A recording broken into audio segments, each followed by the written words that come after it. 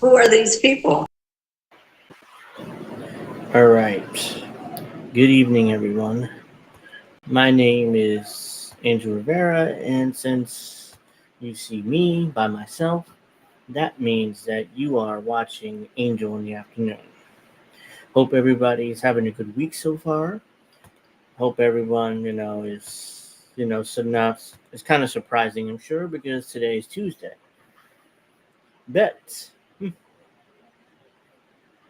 But this time around, we will be talking. The reason why I'm going live today is because we will be talking about Venezuela and the whole situation that's going on there. So I hope everybody's having a good week, and I'll be giving you guys my opinion on this in a moment. Let me just get myself situated here, and then we'll get started. I will be with you guys for the next hour to 90 minutes. And don't forget to make sure you guys check out American Tradition. That is tonight with Jesse Jet and Indy. That'll be at 10 o'clock Eastern, 7 Pacific. So check that out. Just getting the shameless plugs out of the way. Then we will be then Friday I'll be back for Angel in the Afternoon. I'll be back with Angel in the Afternoon Friday at 7 p.m. Eastern as usual. So this is just a special episode here today because this is just a special episode here because it needs to be discussed today. Because I don't want to wait till Friday and then after that, it's just out of the way by now. So today we'll be talking about Venezuela and other stuff. So look forward to that. Make sure you make sure you subscribe to the channels. Very important. And let's see. So yeah, today, as everybody knows, on Monday, Nicolas Maduro was reelected as president of Venezuela for another term, and it's been a long, long time. So make sure you please and we'll be getting started now. Nicolas Maduro was reelected president of Venezuela on Saturday or Sunday, sorry, with 51% of the vote. So after all this, and then as soon as that happens, immediately here comes a poll. Here comes a alleged exit poll that claims that the opposition to Nicolas Maduro won 70+% of the vote, which is insane. First off, before we even get to that, that is like so implausible, so ridiculous that I can't believe that Emerson thought that people would take this seriously. Venezuela has been run by the Chavistas, which is what Hugo Chavez and their supporters called themselves for 25 years now, and they've been really popular. So in other words, for all of a sudden randomly to go from being extremely popular to go from that to losing by 40 points or 50 points or whatever, if they're going to lose, they're going to lose a really close election. It's just not plausible. It's absolutely not plausible that they somehow managed to do that. Uh, yes, a very special one indeed. Thank you very much for joining us, Steph. Make sure you like. Please give me a like because this is a special episode. So I need as many likes as I can get. So to me, that Emerson poll is just ridiculously improper. Not improper, but it's ridiculously just implausible. That it's like, really, you set me to believe that that the capitalists, the opposition won by like 40 points. It's just absurd. So let's get started with this. Thank you for the like.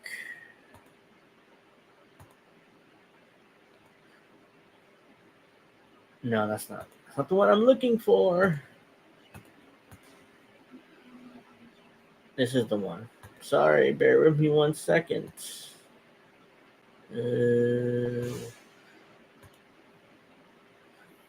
So this is an article from Geopolitical Economy written by Ben Norton.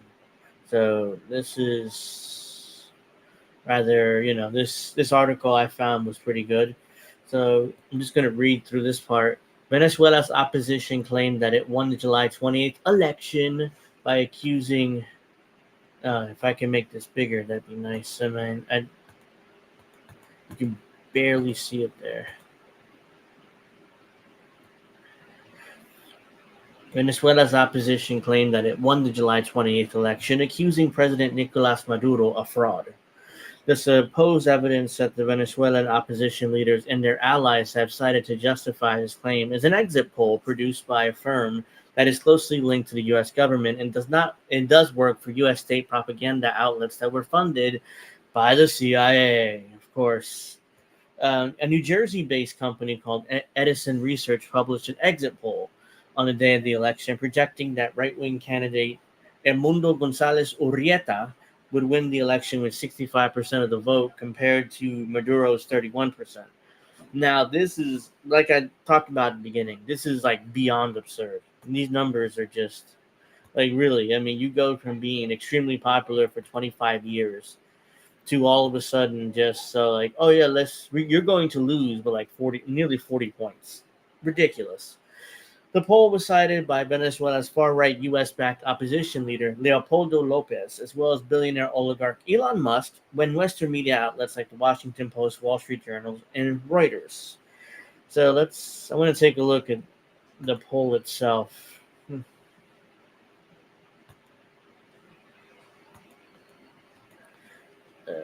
Here we go. Oops, it's too big. I think that should be good. Yep, here we go. Edison Research conducts exit poll in Venezuela. So let's read this. Edison Research exit poll projects opposition candidate Edmundo González will defeat Nicolas Maduro in landslide to become the next president of Venezuela. An exit poll conducted today by Edison Research for the Venezuelan presidential election projects that the opposition candidate Edmundo López Urrieta of the unitary platform will easily win the 2024 presidential election. The following are Edison's preliminary estimates: 65-31. One for the other candidates, pretty much. So vote by sex and age, 64% of men went for Edmundo González. This is all allegedly, because I'm not buying this at all.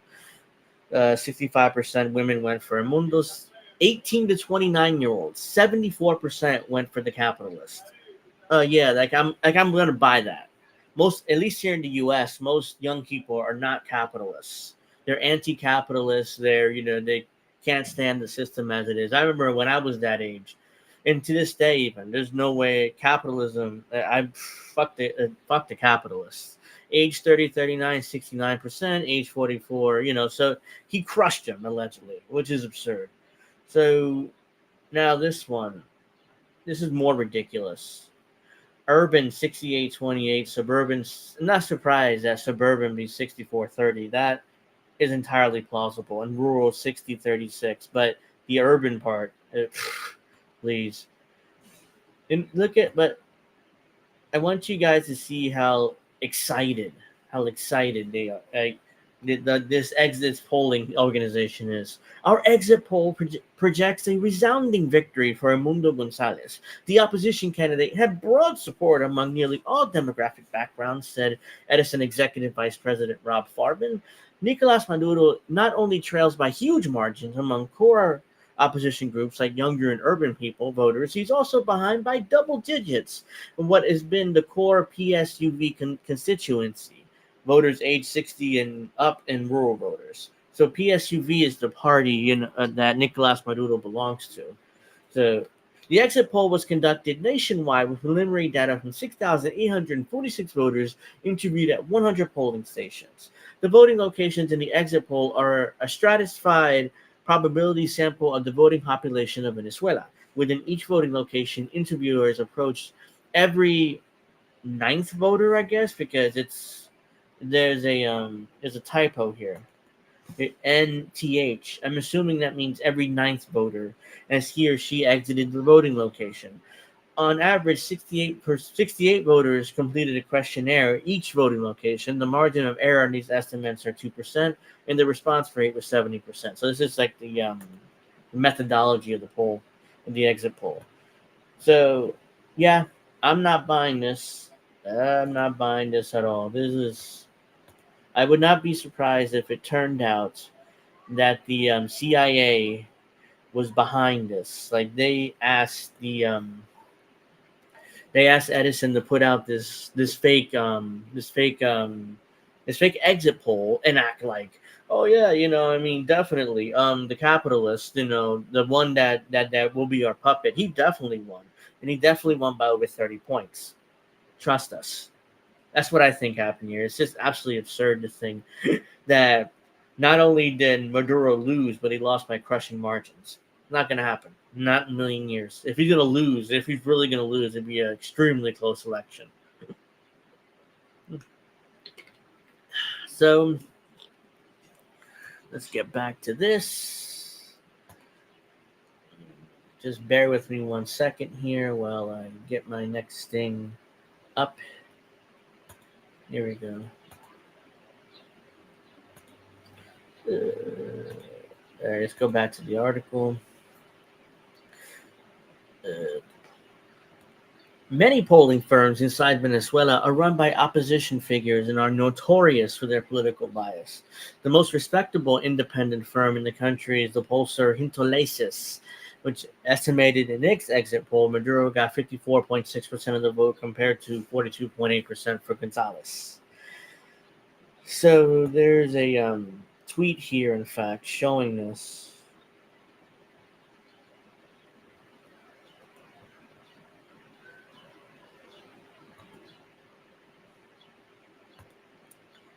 Sorry, let's make this a bit bigger. All right, so presidential elections, July 28th. Hinterlaces exit poll, 12 p.m. Eastern, 12 p.m. 12 p.m. in the afternoon. 12 p.m. in the afternoon. Sorry. Projected participation, 61.5%. Nicolas Maduro got 54.57% of the vote, and Mundo Gonzalez got 42.82% of the vote, and other candidates combined were 2.61%. So, yeah, even this is like the most like unbiased polling organization in Venezuela, but they have Maduro winning 54.5% of the vote. So there's no chance. I mean, that Edison poll, there's no way it can be correct. I mean, how the hell do you expect to believe? Let's go back. Go back again. All right, there we go. So how the hell do you expect anyone to believe this nonsense? Because I don't. So ultimately, even though the interlaces had Maduro winning 54.6% of the vote, ultimately, Venezuela's National Electoral Council, CNE, ultimately reported that Maduro won the election with 51.2% of the vote, where Gonzalez received 44.2% of the vote, and 8 other opposition candidates got 4.6% combined. These results were close to what Hinterlaces projected, but very far off from what Edison Research claimed. So yeah, even with the exit poll, they were off by like 3 points. Maduro got 3 points less than what Hinterlaces even claimed that Maduro got. So yeah, with that, the whole point of that Edison research, that Edison exit poll, was to give the opposition and to give the U.S. and all its vassal states an excuse to deny the election results and try to do some sort of coup against Nicolas Maduro and act like he's not the president. We already have other We already have opposition leaders like Leopoldo Lopez and what's the other dude's name? The fake president, the interim president. I forgot his name right now, but yeah, I have a tweet with him later, so that we'll get to that a little later. But that dude and let's see, the U.S. State Department, which has backed numerous coup attempts in Venezuela, refused to recognize Maduro's victory. Shocking. Every time Maduro's won a re-election bid, the U.S. State Department always refuses to recognize the results with some sort of excuse. This time is the Edison exit poll. Secretary of State Antony Blinken called the results into question. On the other hand, independent electoral observers said that the vote was free and fair. Monitors from the U.S. National Lawyers Guild. I'm going to show you this directly.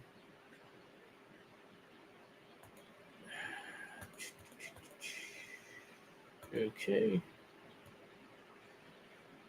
Press release. The National Lawyers Guild electoral observers praised fairness, transparency of Venezuelan election process, condemned the U.S.-backed opposition refusal to accept the outcome of democratic election.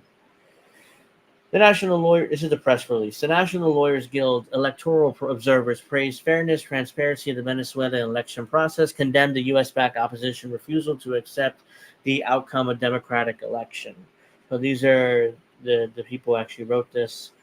Delegation of 5. This is quite long, but I'm just going to read some of it. The delegation of 5 election observers in the National Lawyers Guild monitored the presidential elections in Venezuela that took place on July 28, 2024. The delegation observed a transparent, fair voting process with scrupulous attention to legitimacy, access to the polls, and pluralism. Despite the soundness of the electoral process, the U.S.-backed opposition, with support from an anti-Maduro Western press, has refused to accept the results, undermining the stability of Venezuela's democracy. The president of the Consejo Nacional Electoral, Elvis Amoroso, called upon the Attorney General to investigate the attacks on the electoral transmission system. The delegation strongly condemned these attacks on the electoral system, as well as the role of the U.S. in undermining the democratic process. The official election results were announced shortly after 12 a.m. on July 29th. President Nicolas Maduro has been re-elected with 51.2% share of the vote. His leading challenger, Edmundo González Urrieta, took 44.2% of the vote, with turnout approximately 59% throughout the country, with a voting electorate over 21.3 million people. That's better than what the U.S. does. Most elections, the U.S. can barely eke out 50% of the country to come out to vote on election day. The delegation visited several polling locations in Caracas and La Guadia and shared notes and information with the 910 electoral observers present from 95 countries and many organizations, including the Carter Center, the United Nations, the African Union, the Latin American Council of Electoral Experts. The Venezuelan elections today were not only fair and transparent, but also represented an example of popular civic participation. Their successful outcome is a triumph for the Venezuelan people, especially considering the level of U.S. interference and attempted sabotage of the democratic process, particularly through sanctions and corrosive economic measures aimed at producing regime change in Venezuela, said Susan Adderley, the president of the NLG and the member of delegation.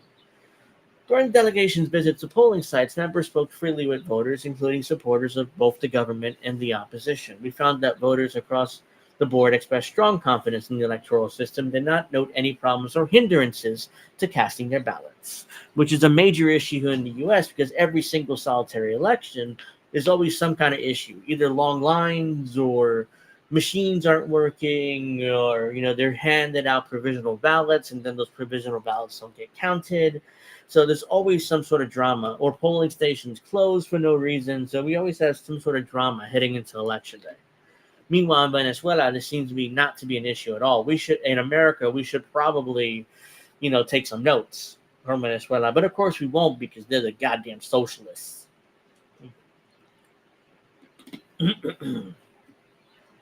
The electoral system is highly transparent and well facilitated, overseen by the Consejo Nacional Electoral, or the Council on National Elections in English, the fifth branch of the Venezuelan government, which manages the electoral process. The voting system in Venezuela is dubbed the best in the world by former U.S. President Jimmy Carter. So yeah, even former President Jimmy Carter is like, yeah, this electoral system is like the best in the world, bar none, like by far. So let's keep going here. Oops. I lost track. Sorry about that. Oh, ensures both access to polls and clear identification of voters, promoting a secure system that inspires confidence in the Venezuelan public. Notably, Venezuelans can cast both an electronic and a printed paper ballot in order to verify electoral totals. A check that is performed automatically at 54% of polling locations chosen at random. The machines and the electoral process function properly each of the polling sites visited by the delegation. The high-level security at the polls, combined with the commitment to accessibility for all Venezuelan citizens, the delegation observed people with disabilities, small children, and the elderly may access polling locations through fast-track lines. For people with special needs who require physical assistance to cast their votes, there's also a system called assisted voting that allows voters to either bring a family member or the president of the voting station into the voting booth to assist with the process. And the delegation witnessed two examples of assisted voting throughout the day. Any difficulties that we witnessed at the polls were normal and routine in the electoral systems.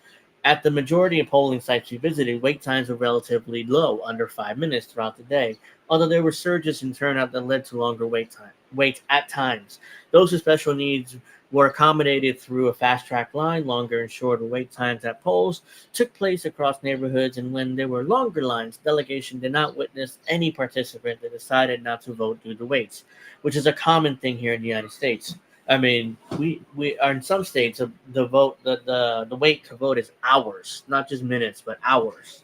The delegation underlined its absolute rejection of claim of fraud being promulgated by U.S.-backed opposition right-wing forces in the region, including the Lima Group, U.S. officials, including Secretary of State Antony Blinken, and Western media. The delegation produced a brief and thorough report, which is at this website here, on expanding electoral process, as well as attempts to interfere by the opposition, the United States government, and Western media. It is imperative that we act in solidarity to protect democracy and the sovereignty of this Caribbean nation, reject U.S. imperialist intervention in Venezuela, and call for the end of U.S. sanctions and blockades.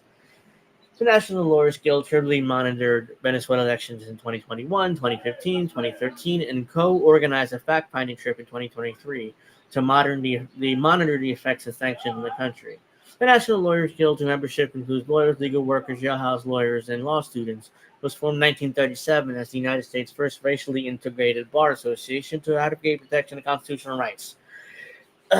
So, yeah, that was the whole statement. Jesus Christ. I mean, I feel like I just read my ass off there. So, yeah, that was the press statement from the National Lawyers Guild calling out U.S. bullshit and propaganda and all that nonsense. So glad somebody's calling it out, because this is just beyond absurd. So let's see here.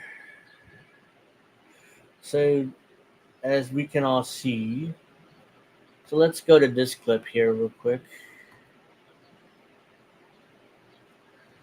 Let's watch this.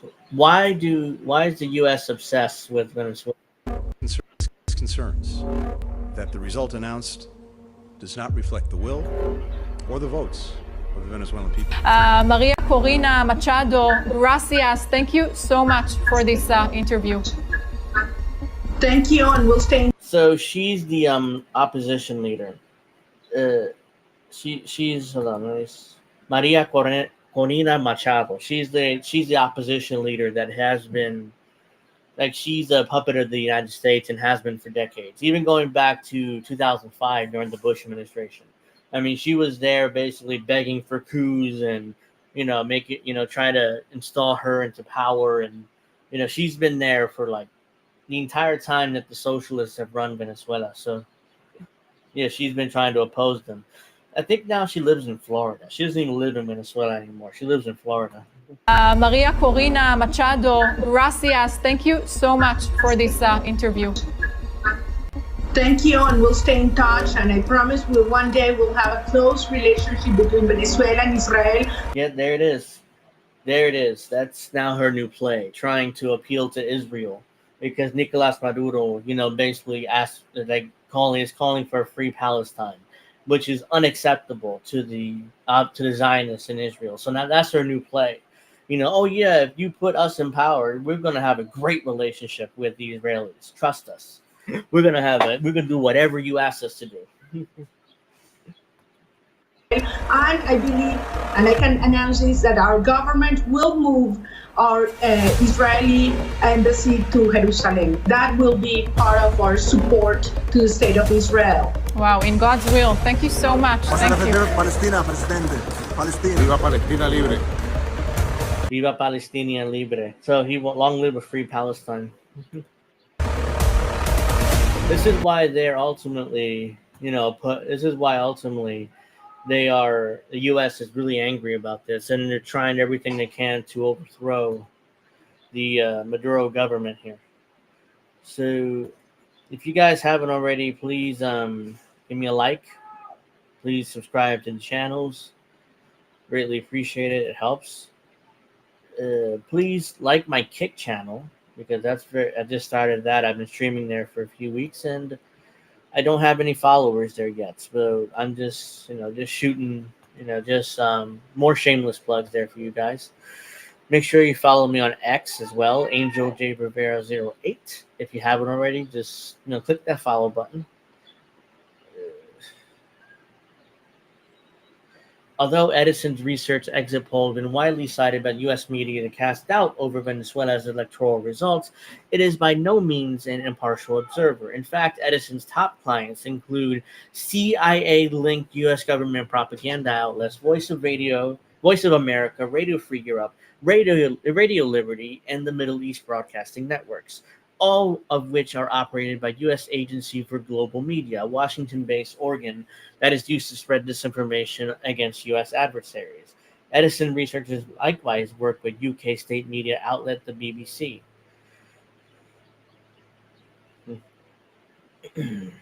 Oops. In addition to Venezuela, Edison has recently conducted a suspicious polling in Ukraine, Georgia, and Iraq. Not Georgia the state, Georgia the country that is south of Russia. Areas of the world that had been deemed highly strategic by U.S. State Department and targeted by Washington's relentless meddling. Edison's international research is managed by the company's executive vice president, Rob Farbman. He is also cited in the press release, on the Venezuela exit poll, which was listed as the contact for the study. This is this dude here, just doing the bidding of the U.S. government gladly. Let's see. The U.S. state media outlets are a key part of.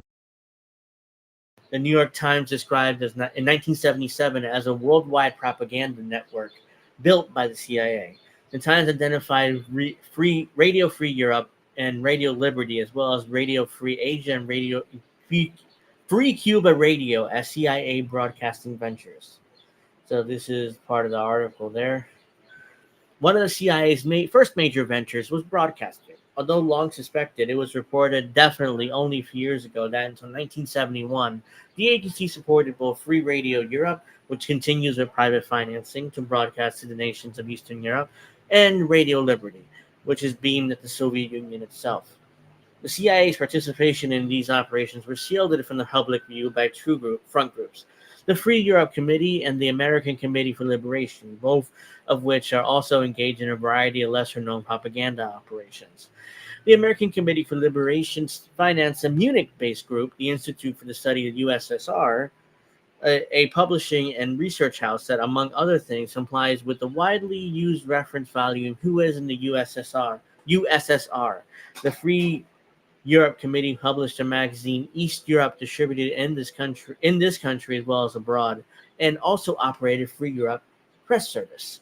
Far more obscure were two other CIA broadcasting ventures, Radio Free Asia and a rather tenuous operation known as Free Cuba Radio. Free Cuba Radio, established in the early 60s,